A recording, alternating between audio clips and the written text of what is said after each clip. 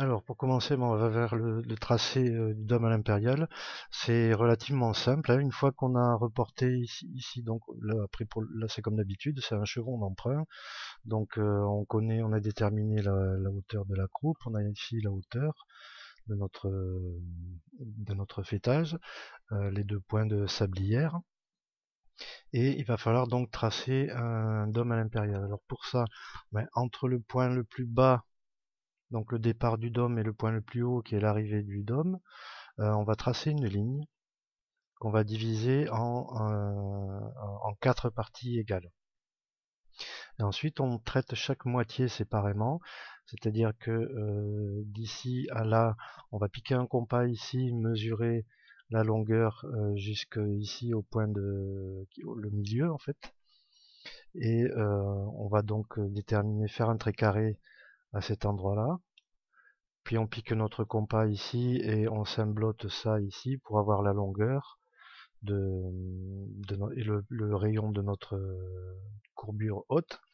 Et ensuite on pique le compas ici et on trace l'arc de cercle, le premier arc de cercle. Mais pour le second, on fait de la même chose en fait, on détermine le centre de notre segment ici, et on pique et on trace le rayon qui vient raccorder avec l'autre courbure, la courbure haute.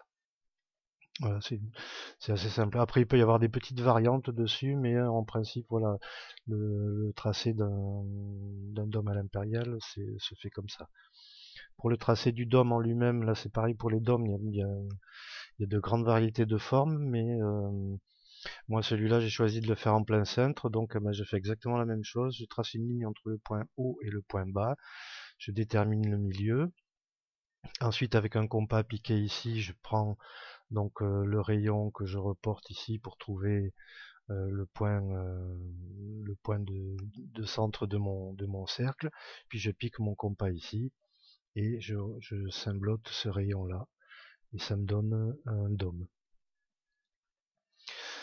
Et voilà, à partir de là, maintenant, on a donc nos élévations et on va pouvoir déterminer les raccords qui apparaissent en bleu ici, qui sont nos arrêtiers sur la vue en plan.